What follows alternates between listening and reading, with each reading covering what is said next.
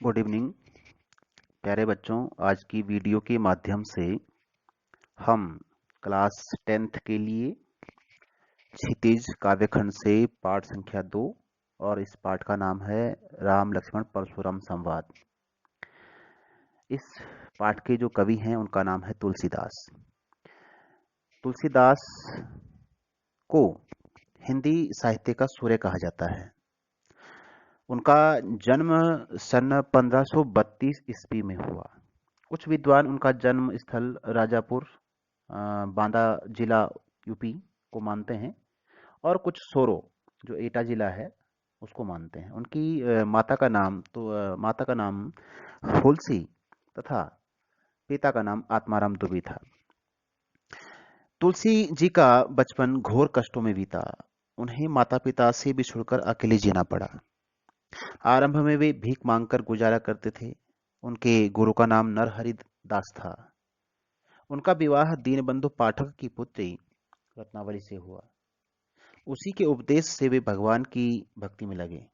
उन्होंने अयोध्या, काशी, चित्रकूट आदि नाना तीर्थों की यात्रा की और लंबे समय तक वे राम गुणगान करते रहे। सन 1623 ईस्वी में उनका देहावसान हो गया। तुलसीदास जी ने अनेक रचनाएं लिखी। उनकी कुछ प्रसिद्ध रचनाएं हैं रामलला नहछु, जानकी मंगल, पार्वती मंगल, रामचरितमानस, गीतावली, विनय पत्रिका, बरवे रामायण, दोहावली, कवितावली, हनुमान बाहुक और वैराग्य संदीपनी। रामचरितमानस तुलसीदास की प्रसिद्ध और लोकप्रियता का सबसे बड़ा आधार है। तुलसी के काव्य का एक ही विषय है मर्यादा पुरुषोत्तम राम की भक्ति। उनके राम शक्ति, शील और सौंदर्य के अवतार हैं। उन्होंने रामचरितमानस में राम के संपूर्ण जीवन की झांकी प्रस्तुत की है। विनय पत्रिका में उन्होंने अपनी भक्ति भावना को सुमधुर गीतों के माध्यम से प्रस्तुत किया है। तुलसीदास को ब्रज भाषा और अवधी भाषा पर समान अधिकार प्राप्त है। उन्होंने रामचरितमानस की रचना अवधी में की है और विनय पत्रिका की रचना ब्रज भाषा में। उनकी भाषा इतनी सरस है कि आज भी उनकी कविता पाठकों का कंठहार बनी हुई है। उन्होंने महाकाव्य भी लिखा और मुक्तक छंद भी लिखे। उनके गीत संगीत की कसौटी पर खरे उतरते हैं, तभी वे गायकों को प्रिय हैं। उपमा, रूपक, उत्प्रेक्षा, अनुप्रास आदि अलंकार उन्हें विशेष रूप से प्रिय हैं। अनुप्रास तो उनकी प्रत्येक पंक्ति में बिखरा पड़ा है। दोहा, चौपाई, सोरठा, कवित और सवैया उनके प्रिय छंद हैं। तो प्रस्तुत पाठ राम लक्ष्मण परशुराम संवाद ये रामचरितमानस के से लिया गया है और इस पाठ में तुलसीदास जी द्वारा सीता स्वयंवर की घटना का एक रोचक वर्णन है। जनक जी के दरबार में सभी राजा महाराजा इकट्ठे हैं। सीता स्वयंवर हो चुका है। श्री राम ने शिव धनुष तोड़ दिया।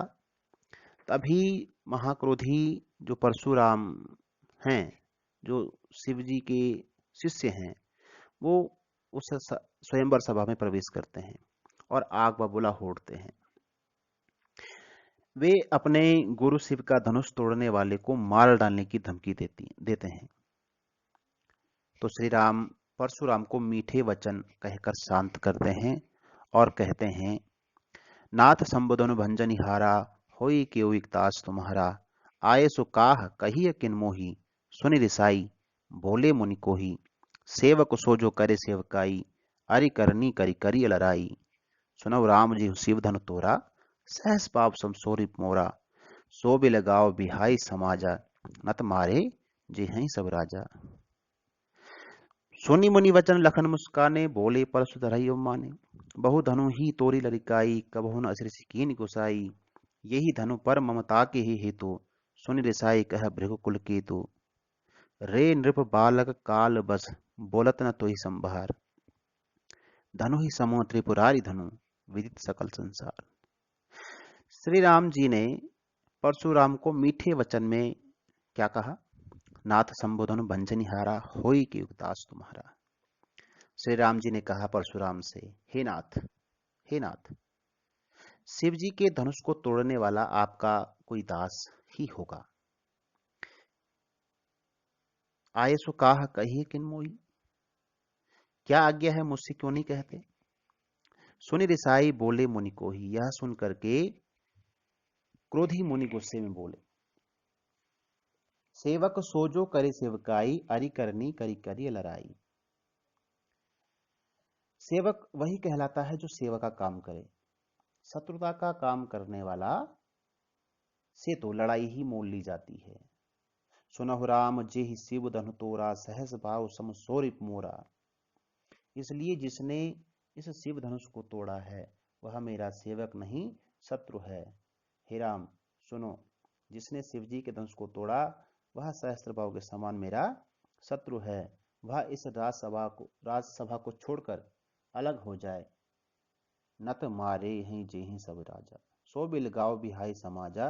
नत मारे जे हैं सब राजा, इस राज समाज को छोड़कर वह अलग हो जाए, वरना इधर बैठे सारे राजा मारे जाएंगे। सोनी मुनि वचन लखन मुस्काने, बोले परशुधरयो माने। बहु धनु ही तोरी लड़काई, कबहुन असि ऋषि कीन गोसाई।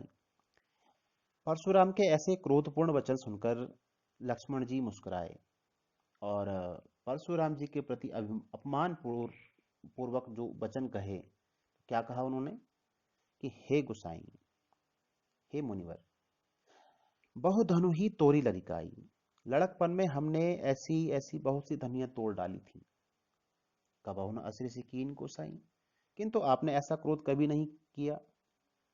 यही धनु पर ममता के ही हेतु, सुन रिसाई कह भृगुकुल केतु। इस धनुष पर आपकी इतनी ममता का कारण क्या है? सुनि रिसाई कह भृगुकुल केतु। यह सुनकर के जो भृगुवंश की ध्वजा स्वरूप परशुराम जी हैं, क्रोधित होकर बोलते हैं, रे नृप बालक काल वश, बोलत न तो ही संभार। अरे ओ राजा के पुत्र, काल के वश में होने के कारण तेरे मुख से होश पूर्वक वचन नहीं निकल रहे हैं। तू संभल कर नहीं बोल पा रहा है। धनु ही समूह त्रिपुरारी धनु, विदित सकल संसार। अरे यह सारे संसार में विख्यात शिव धनुष क्या धनु ही के समान है? तो लक्ष्मण जी ने उनका उत्तर दिया, लखन कहा हंस हमरे जाना, सुनहु देव सब धनुष समाना। काचति लाभ जून धन तोरे, देखा राम नयन की भोरे। छुअत टूट रघुपति ही न दोषो, मुनि बिन काज करी कत रोषो। लक्ष्मण जी ने कहा, हंसकर कहा कि हे देव सुनिए, हमारी समझ में तो सब धनुष एक समान होते हैं, सब धनुष समाना। फिर इस पुराने धनुष को तोड़ने से किसी को क्या हानि और क्या लाभ होना था? का क्षति लाभ जून धनु, जून मतलब पुराना, तो हमें इस पुराने धनुष को तोड़ने पर क्या और लाभ होना था और क्या हानि होनी थी? देखा राम नयन के भोरे। राम जी ने तो इसे नए धनुष के धोखे से तोड़ा था, और मुनि जी यह धनुष तो छूते ही टूट गया। इसमें तो राम का कोई दोष नहीं है। छुअत टूट रघुपति ही न दोषो, इसमें राम जी का कोई दोष नहीं है। इसलिए मुनि बिनु काज करे रोषो, आप बिना बात क्यों गुस्सा करते हैं? लक्ष्मण के ये व्यंग्य वचन सुन करके परशुराम जी ने अपना फरसा दिखाते हुए बोले, क्या कहा? बोले चिते परशु की ओरा, रेसर सुने स्वभाव न मोरा। बालक बोले बदो नहीं तो ही, केवल मुनि जड़ जान ही मोही। बाल ब्रह्मचारी यति कोही, विश्वविदित क्षत्रिय कुलद्रोही। भुजबल भूमि भूप बिनु कीनी, विपुल बार मही देव दीनी। सहस बाव भुज छेदन हारा, परशु बिलोक महीप कुमारा। परशुराम जी ने कहा कि अरे मूर्ख, लगता है तूने मेरे स्वभाव के बारे में कुछ नहीं सुना है। मैं तुझे बच्चा मानकर तेरा वध नहीं कर रहा हूं। तूने मुझे निरामुनि ही मान लिया है। अरे मैं बचपन से ही बाल ब्रह्मचारी हूं। मैं स्वभाव से प्रचंड क्रोधी हूं। सारे संसार को पता है कि मैं क्षत्रियों के कुल का घोर शत्रु हूं, विश्व विदित क्षत्रिय कुल द्रोही। भुजबल भूमि भूप बिनु कीनी। मैंने अपनी भुजाओं के बल पर अनेक बार पृथ्वी को सारे राजाओं से रहित कर रखा है, राजाओं से शून्य कर रखा है। अर्थात मैं धरती के सारे राजाओं का वध कर चुका हूँ और पृथ्वी को जीतकर विपुल बार महिदेव दीनी, महिदेव मतलब ब्राह्मण, पृथ्वी को जीत करके ब्राह्मणों को दान कर चुका हूँ। ओ राजकुमार लक्ष्मण, गुस्से में परशुराम जी ने कहा, सहज बाव भुज छेदन हारा, परशु विलोक महीप कुमारा। मेरे फरसे की ओर देख, इसने सहस्त्र बाहु की भुजाओं को काट डाला था। आगे कहते हैं कि मातु पिता ही जनि सोच बस, करसि महिष किशोर, गर्भः के अर्भक दलन पर सुमोर अति घोर। अरे राजा के बालक लक्ष्मण, तू मुझसे भिड़कर अपने माता पिता को क्यों चिंता में डालता है? अपनी मौत न बुला। मेरा फरसा इतना भयंकर है कि यह गर्भ में पल रहे बच्चों का भी नाश कर डालता है। तो परशुराम जी की ये बातें सुनी तो लक्ष्मण को और परशुराम को सुनाने को मिल गया। लक्ष्मण ने कहा, बिहसी लखन बोले मृदुबानी, अहो मुनि सुमहाभटमानी, पुनि पुनि मोई दिखाव कोठारो, चाहे तो उड़ावन फूंकी पहारो। यहाँ कुम्हड़ बतिया को नाही, जे तरजनी देख मर जाही। लक्ष्मण जी ने हंसते हुए कहा कि ओहो, मुनिराज परशुराम तो बहुत माने हुए योद्धा निकले। अहो मुनि महाभट माने, अरे ये तो बहुत बड़े योद्धा हैं।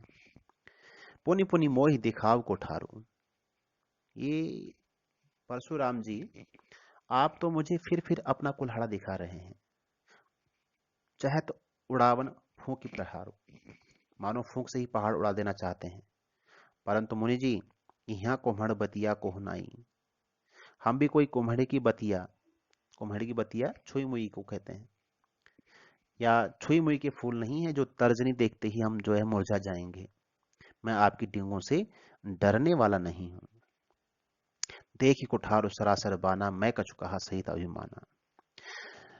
लक्ष्मण जी ने कहा कि सच कहूं मुनि जी, तो मैंने आपके हाथ में कुल्हाड़ा और कंधों पर धनुष बाण देखा तो कुछ अभिमान पूर्वक शब्द कह दिए।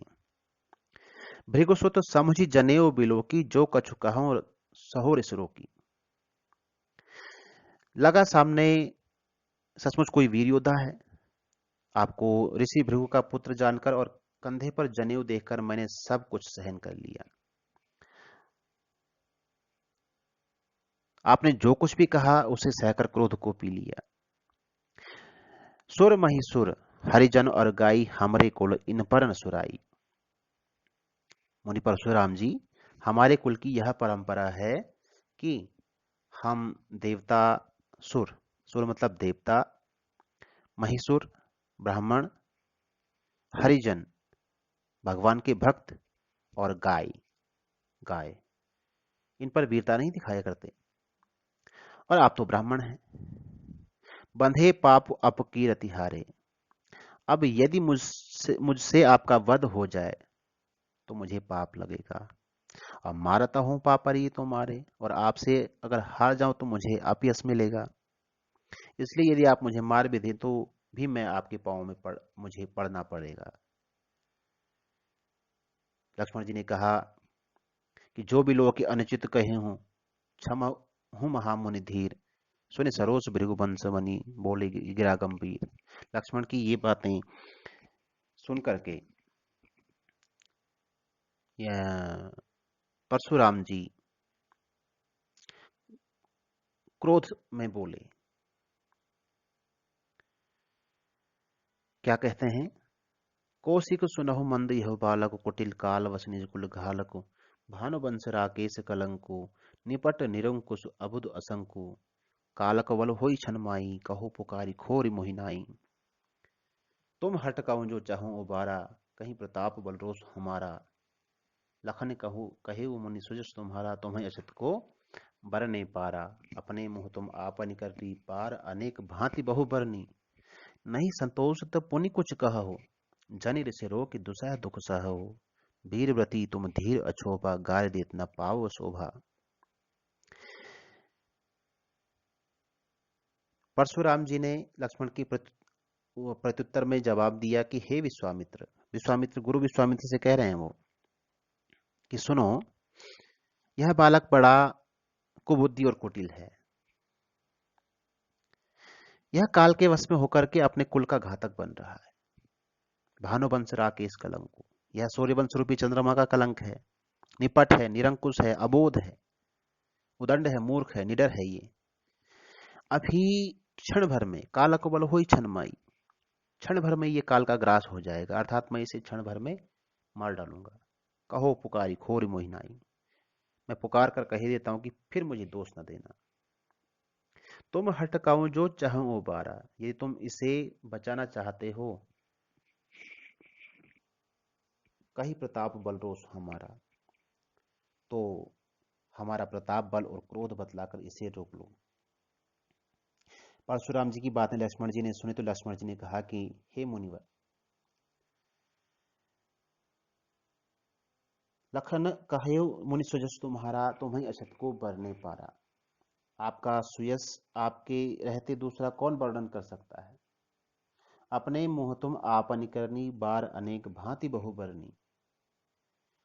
आपने अपने ही मुंह से अपनी करनी अनेक बार बहुत प्रकार से कह दी है। इतने पर भी नहीं संतोष तो पुनि कछु कहू। इतने पर भी अगर आपको संतोष न हुआ हो तो फिर कुछ कह डालिए। जन ऋषि रो कि दुसह दुख सहो, क्रोध रोकर असह्य दुख सहन न कीजिए। वीर व्रती तुम धीर अछोबा, गाली देत न पाओ शोभा। आप वीरता का व्रत धारण करने वाले धैर्यवान और क्षोभ रहित हैं, आप गाली देते हुए शोभा नहीं पाते। सूर समर करनी करही, कहीं न जना वही आप। विद्यमान रन पाए रिपो, कायर कथई प्रताप।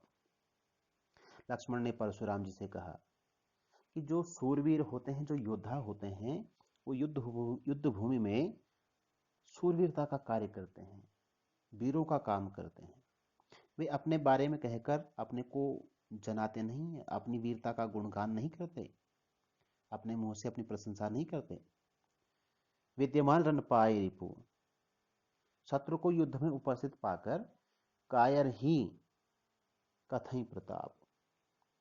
जो कायर लोग होते हैं वो अपने प्रताप प्रताप की डींग हंका करते हैं। तो लक्ष्मण जी ने परशुराम से कुछ कहा। क्या कहा? तुम तो कालु हाँक जन लावा, बार बार मोहि लागी बुलावा। सुनत लखन के वचन कठोरा, परसु सुधारे धरे कर घोरा। लक्ष्मण जी ने कहा कि आप तो मानो मृत्यु को हाँक लगा लगा कर मेरे लिए बुला रहे हो। तो लक्ष्मण के ये वचन जो कठोर वचन थे, व्यंग्य वचन थे, ये सुनते ही परशुराम जी ने अपने भयंकर फरसे को सुधार कर सीधा कर लिया। सुनत लखन के वचन कठोरा, परसु सुधार धरे कर घोरा। अपना फरसा साध लिया। वे बोले, अब जन दे दोष मोहि लोगो। अब लोग इस बालक के वध के लिए मुझे दोष न दें। कटुवादी बालक वध जोगु, यह कटु वचन कहने के कारण वध के योग्य है। बाल बिलो की बहुत में पांचा, अब यही मारनहार व सांचा। मैं तो इसे बालक समझकर बहुत बचाता रहा, परंतु अब यह सचमुच ही मारने योग्य हो चुका है। तो बात बिगड़ती देख करके जो गुरु विश्वामित्र बैठे हैं, उन्होंने परशुराम से कहा। क्या कहा? कौशिक कहा, क्षमी अपराधो, बाल दोष गुण गणई न साधु। खर कुठार मैं अकरुण को ही, आगे अपराधी गुरुद्रोही। आप तो साधु हैं, साधुजन बालकों के गुण दोषों पर अधिक ध्यान नहीं दिया करते, इसलिए इसे क्षमा कर दें। तो परशुराम जी ने फिर विश्वामित्र जी से कहा,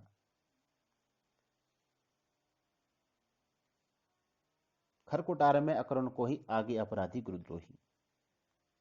कि आप जानते हैं कि मैं बहुत निर्दयी और क्रोधी हूं। मेरे हाथों में तेज कुल्हाड़ा है, ये फरसा बहुत तेज है मेरा, और सामने मेरे गुरु का अपमान करने वाला अपराधी भी खड़ा है, और वह बार बार जवाब पर जवाब दिए जा रहा है। उतर देत छोड़ो छोड़ो बिन मारे, केवल कौशिक सील तुम्हारे। इतना होने पर भी अगर मैं इसे बिना मारे छोड़ रहा हूं तो केवल तुम्हारे प्रेम और सद्भाव के कारण। नत यही काटी कुटार कठोरे, गुरु ही उरिन होते श्रम थोरे, वरना मैं इसे अब तक अपने इस कठोर कुल्हाड़ी से, अपने कठोर फरसे से काटकर थोड़े ही परिश्रम से अपने गुरु ऋण से उऋण हो गया होता। तो परशुराम की जो बातें थीं वो सुन करके गुरु विश्वामित्र मन ही मन हंसते हैं और क्या सोचते हैं, क्या कह रहे हैं मन ही मन में। गादि सुनू कह हृदय हसी, मुनि हरि हरि सूझ, अयमय खाण न ऊप मय, अजौ न बूझ अबूझ। विश्वामित्र जी ने मन ही मन हंसते हुए कहा, देखो मुनि परशुराम को कैसे हरा ही हरा सूझ रहा, हरी हरी हरी सूझ, हरा ही हरा सूझ रहा है। अर्थात वे सब क्षत्रियों को हराने के कारण राम लक्ष्मण को भी सामान्य क्षत्रिय मान रहे हैं और उन्हें आसानी से मार डालने के सपने देख रहे हैं। अरे वे यह नहीं जानते कि उनके सामने अयमय खाण न ऊखमय, अयमय कहते हैं लोहे से बना हुआ और ऊखमय कहते हैं गन्ने से बना हुआ, और खाड़ा का अर्थ है, खाड़ा में श्लेष अलंकार, एक शब्द के दो अर्थ, खाड़ा तलवार और खाड़ा गुड़। वे यह नहीं जानते कि उनके सामने गन्ने के रस से बनी हुई खाण अर्थात गुड़ नहीं है, बल्कि लोहे से बना हुआ, अयमय से बना हुआ तेज खाड़ा तलवार है। राम लक्ष्मण सामान्य वीर न होकर बहुत पराक्रमी योद्धा हैं और मुनि अज्ञानियों की तरह इनके प्रभाव को समझ नहीं पा रहे हैं। तो लक्ष्मण ने फिर परशुराम से कहा, क्या कहते हैं, कहे हो लखन मुनिशील तुम्हारा, को नहीं जान विदित संसारा, मात पिता ही उरिन भयनी के, गुरु ऋण रहा सोच वर्जी के, सो जन हमरे ही माथे काड़ा, दिन चल गए ब्याज बढ़ पाड़ा, अब आनी व्यवहार यह बोली, तुरंत देव में थैली खोली। लक्ष्मण जी ने व्यंग्य बाणों से परशुराम से कहा कि हे मुनिवर, आपके शील स्वभाव के बारे में कौन नहीं जानता, सारा संसार आपसे परिचित है। माता पिता ही उऋण भयनी के, आप अपने माता पिता के ऋण से तो अच्छी तरह से उऋण हो ही चुके हैं। गुरु ऋण रहा सोच बड़ जी की, अब आप पर गुरु का ऋण शेष बचा है, उसे उतर सोजन हमरे ही माथे काढ़ा, वह शायद आप हमारे माथे काटना चाहते हैं क्योंकि उसको उतारने की चिंता आपके मन में है। आप मुझे मारकर शायद गुरु ऋण से उऋण होना चाहते हैं, तो ठीक ही है, अब आनी है व्यवहार ये बोली, तुरंत देव में थैली खोली। दिन भी बहुत चले गए हैं, अब तक तो आप पर गुरु ऋण का ब्याज बहुत बढ़ गया होगा, तो चलिए आप इस राजसभा से किसी हिसाब किताब करने वाले को बुला लीजिए, मैं अपनी थैली खोलकर तुरंत सारी धनराशि चुका दूंगा। लक्ष्मण के ये जो कटु वचन थे ये सुनकर के परशुराम ने अपना फरसा साध लिया। सुनी कटु वचन कुठार सुधारा, हाय हाय सब सभा पुकारा। जैसे ही परशुराम जी ने अपना फरसा साधा, सारी सभा में हाय हाय की पुकार मच गई। लक्ष्मण ने फिर कहा, भृगुवर परसु देखा बहु मोई, विप्र विचारी बचो नृप्तोई, मिले न कभौ सुभट्टन गाड़े, द्विज देवता घरें के पाड़े। लक्ष्मण ने कहा कि भृगुवर परशुराम जी, आप मुझे अपना फरसा दिखा रहे हैं और मैं आपको ब्राह्मण समझकर बार बार लड़ने से बच रहा हूं। ओ राजाओं के शत्रु, नृपद्रोही, राजाओं के शत्रु, लगता है आपको युद्ध भूमि में कभी पराक्रमी वीरों से पाला नहीं पड़ा। मिले न कबहु सुभट रण काटे, कभी आपका पराक्रमी वीरों से पाला नहीं पड़ा, उनसे कभी आपका सामना नहीं हुआ, इसलिए ही ब्राह्मण देवता आप अपने घर में ही अपने वीरता के कारण फूले फूले फिर रहे हैं। यह सुनते ही जो राजसभा में बैठे हुए जो लोग थे, अनुचित कही सब लोग पुकारे, रघुपति शयन ही लखन निवारे। राजसभा में बैठे हुए लोग अनुचित है कहने लगे, लक्ष्मण की बातें अनुचित हैं। रघुपति शयन ही लखन निवारे, राम जी ने भी लक्ष्मण को आंखों के संकेत से और अधिक बोलने से मना कर दिया और लक्ष्मण जी भी चुप हो चले। लखन उतर आहुति सरिस, भृगुवर कोप कृषानु, बढ़त देख जल समवचन भोले बोले रघुकुल बानु। इस प्रकार अगर लक्ष्मण के उत्तर आहुति के समान भड़काने वाले थे तो परशुराम का क्रोध आग के समान था, जो लक्ष्मण के वचनों से भड़क उठा था। अतः बढ़त देख जल समवचन, बोले रघुकुल बान। इस आग को बढ़ता देख करके श्री रामचंद्र जी ने जल के समान शीतल वचनों से परशुराम जी की क्रोध को शांत किया। फिर आगे विवाह का जो पूरी प्रक्रिया थी संपन्न होती है और राम लक्ष्मण भरत शत्रुघ्न का विवाह संपन्न होता है और वो अयोध्या को लौट आते हैं। धन्यवाद।